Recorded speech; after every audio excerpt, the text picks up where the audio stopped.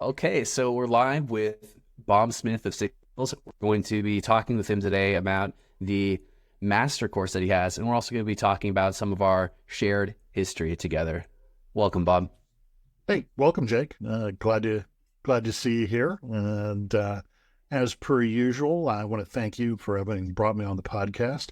And let's get started, man. Fantastic, fantastic.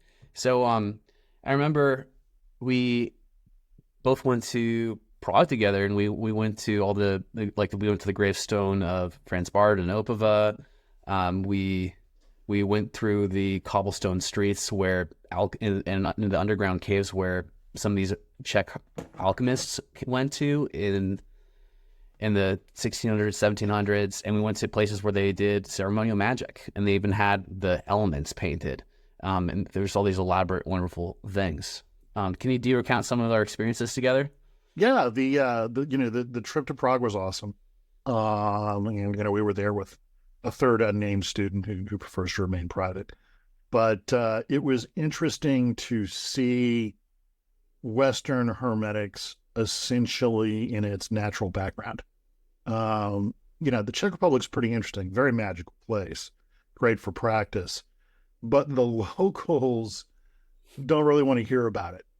So if you mention hermetics or alchemy or any of this kind of stuff, all of a sudden you get this, whole hand kind of thing going on where they don't really want to have anything to do with you. And, given the history of the Czech Republic and the people that live there, considering how shabbily they've been treated by their neighbors, probably not terribly surprising. I've attempted to reach out a few times to people in that area and generally just not gotten much of a response. Now, I don't know how much of that is language. My German's not great. My Czech's basically non-existent. And so I'm sure that's part of it.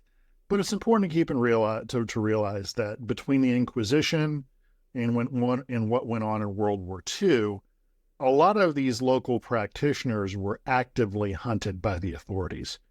And while that's certainly not the case today, the historical memory of those kinds of events, you can't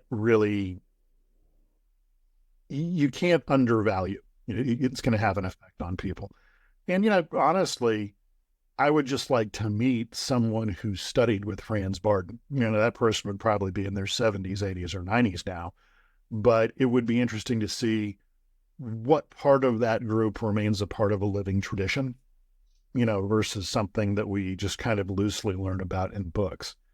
Now, the trip to Franz Barden's grave in Opava was interesting because you can't look it up on Google. So basically, the group ended up using pictures from some of Martin Fox's visits and then got on the internet and looked at local graveyards. What I can tell people who want to make that trip is well worth making. There are some offerings to Franz Barden at his gravesite, so bring a crystal or a stone to swap out with one that's already there. But the best way to do it is to look at graveyards in Opava, bounce it off pictures Martin has up of those areas, and you'll find it. The graveyard Franz Barden is in is a very small place. So you can see both ends of it just looking in from the outside. It's not one of the larger ones. The other interesting thing is just the reaction of the Czechs themselves to foreigners. Yeah. If you're in the capital, Prague, no big deal. Foreigners all over the place, big tourism spot, who cares? But once you get outside of that into rural Czech Republic, or Czechia as it's called these days, it's kind of funny. It reminds me a lot of West Virginia, where it's like, okay, we'll take your money, but we don't really want you here.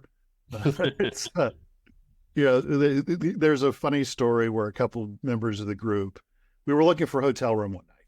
Yeah. Okay. Now, this is in the middle of COVID, so there's not a whole lot of people moving around anyway. And basically, they showed up at this one small hotel, and they were like, yeah, get out of here. We're like, hey, we just need a room. It's like, yeah, rooms. Yeah, we have rooms, but not for you. Just leave. So it's like, okay, do I smell something? What's going on here? Yeah. So that was that was one of the funnier aspects there. Again, if you're going to make the trip to Opava and to the site of Franz Barton's burial, well worth doing.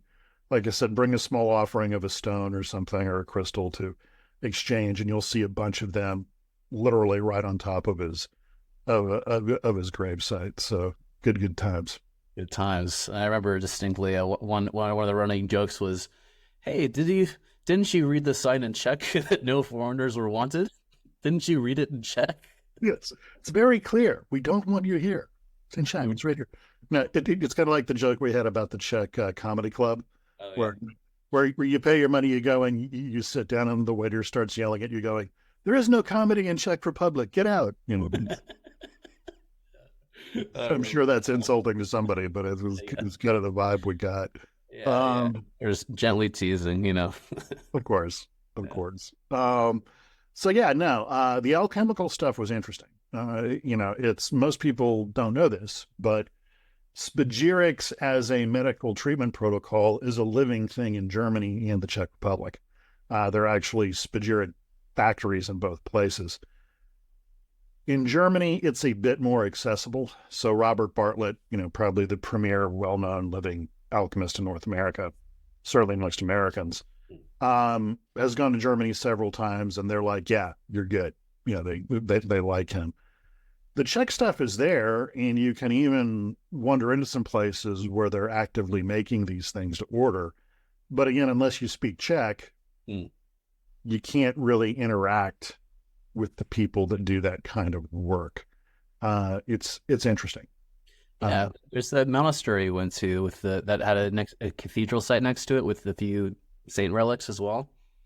Yeah, that place was amazing, and it had been a factory of sorts. I don't know if that's the right word for it, for spagyric production for a couple hundred years. But the place where they did that on site, you weren't allowed to go into. I guess there was some kind of construction going on.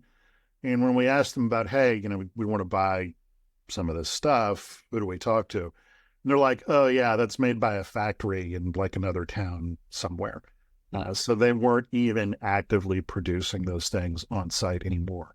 When you get into the countryside, the degree of destruction that came about as a result of the Soviet occupation of the Czech Republic really becomes apparent. While this was certainly a hotbed of alchemical and magical practice hundreds of years ago, they had a pretty hard time, during the occupation. And so a lot of that stuff for a foreigner is not terribly accessible. And Czech language is one of the most complicated in the world. There's over 200 ways to conjugate a noun. It's not really a language most people can successfully learn as an adult. Right. And so that makes engaging with locals, if they're not used to dealing with foreigners, a little more complicated. But yeah, it's in terms of the historical aspect of things and different places you can go visit where they were actively making, these kinds of magical compounds. It's certainly there. And we had a great tour of one of the better known places in downtown Prague where, yeah, you walk into it. It was this underground hidden spagyric alchemical production facility. They had a huge ritual magic area right in the center of it with the pentagrams and the signs of the elements carved into the wall. And it was amazing. So well worth visiting from an historical perspective. If you're going to go there to meet people who are into this kind of thing, you're probably going to have to do your homework for a while. And the European practitioners in general tend to be a little standoffish, again, largely because of their history. This is very understandable. But the vows of secrecy are very much in effect with those people. I've had a few students over the years who came from Germany or other places in Europe. And, basically they came to me because I said, "Listen, I'm not getting adequate training from the people who are around me." But when I tried to talk to them about who that was exactly, because I'm curious and I want to reach out to people. Yeah. That was just not on the table. That was not something they were willing to discuss. So yeah. I recently had a student message me too. It was like, "Hey, I'm learning how to do invocation, and this it's similar to what we've done here, but I'm not allowed to disclose a name and this, but I'm not getting where I want to with the practice." And I'm like, "Oh, okay. Could you tell me a little bit more about what you were doing, so I know how I can best serve you?" And it's, "Oh, I can't really disclose it, but it's very similar to what you're doing." I'm like, "Oh, okay." Right. I mean, on the one hand, it's important to keep in mind, and I'm a bit of a controversial figure in, Western hermetics, because I'm very clear. I don't own this. Right. This isn't something I created. Yeah. In point of fact, what we're doing is old as dirt and may even predate our being fully human beings for all I know. Off of field work I did in Anatolia, in Egypt, with one of my other students, the energetic signatures from the Kabbalistic letters, the oldest of the Egyptian artifacts and the oldest of the available Phoenician artifacts are exactly the same. So this indicates that there's a shared technology there. Mm.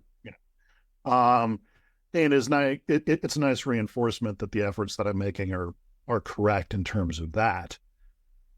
But again, listen, as the Dead Sea Scrolls very clearly indicate, if something's more than 2,000 years old and it was a written medium, unless it was done in metal or on a clay tablet, it just doesn't survive.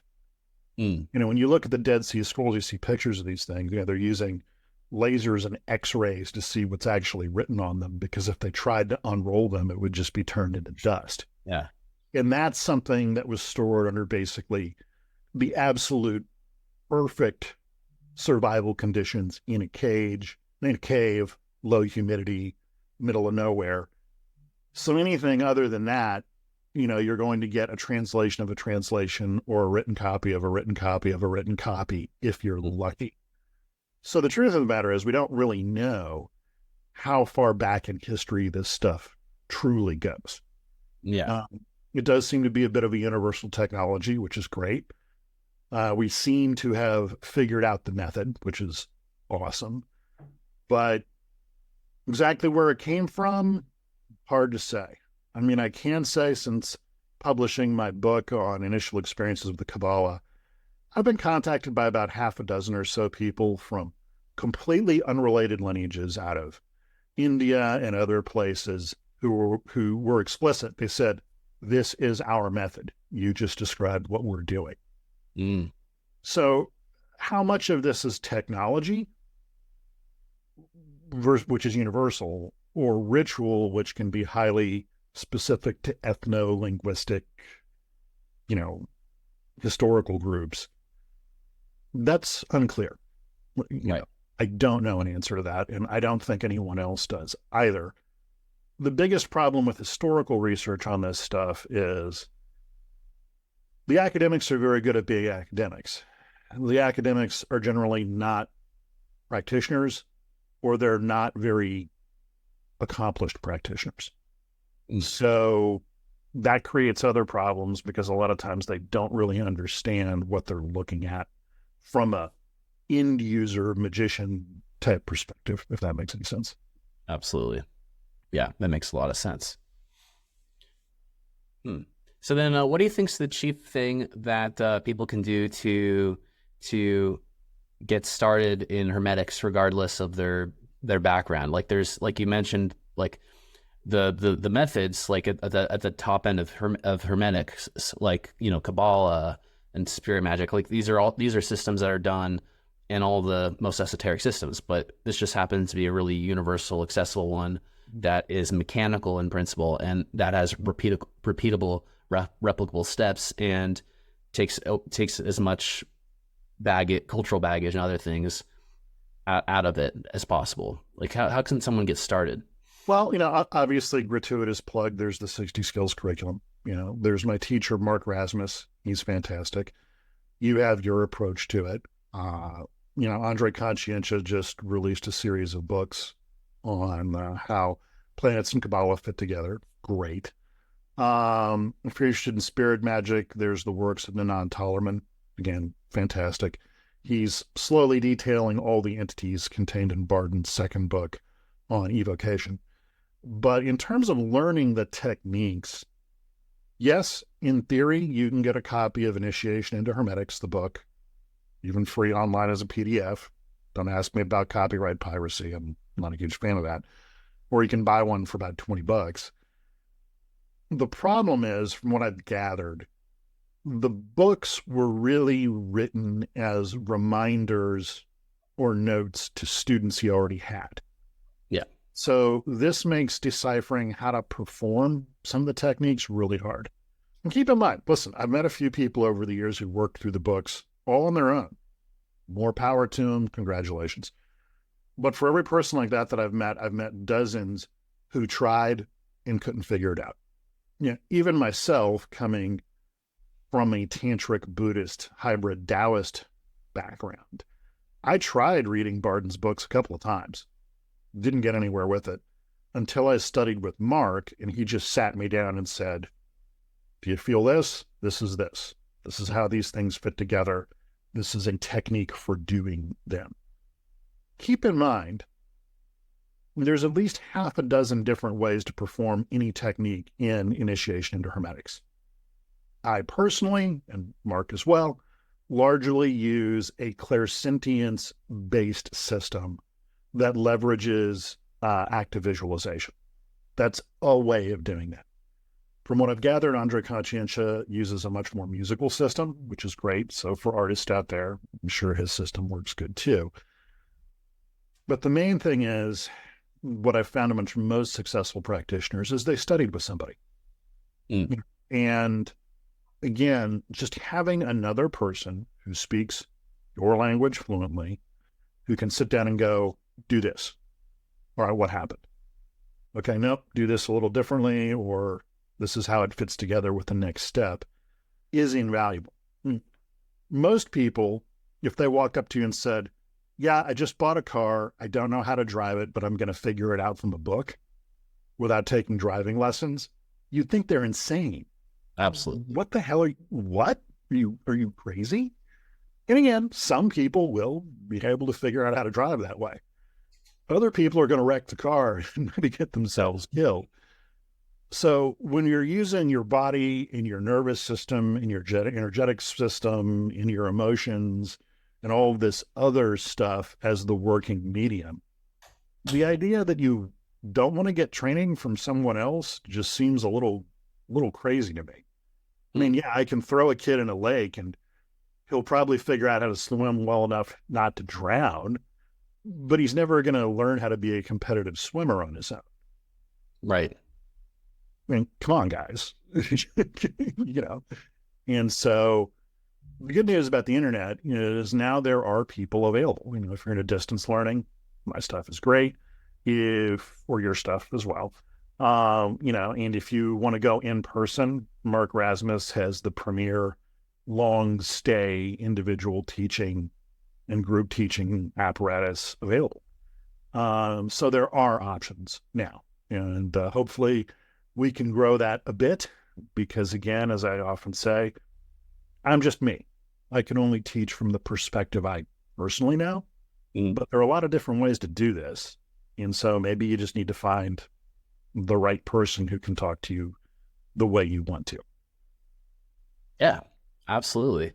And where's the best place that people can reach out to you? Like an email, or through YouTube, through Facebook, through person? Well, I have the Facebook groups, 60 Skills, and pages. There's the 60skills.com website. All the coursework is available on Perseus Arcane Academy.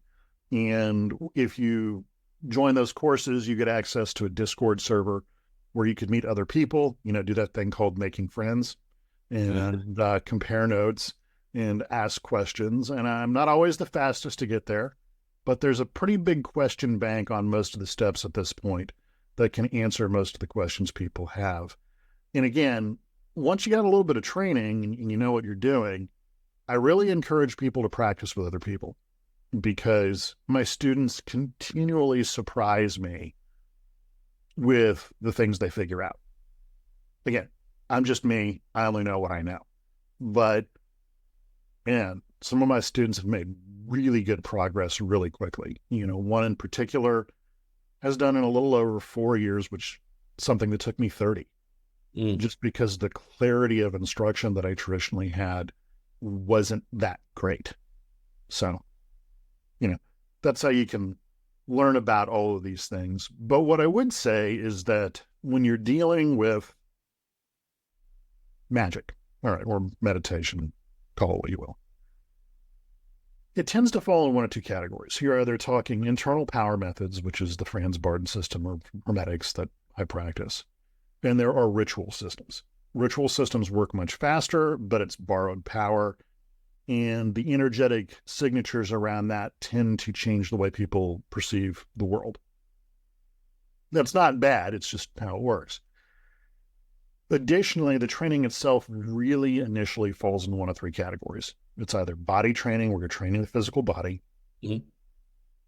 You learn how to work with sensation, what some people call the astral, that emotion, sensation kind of thing, active visualization.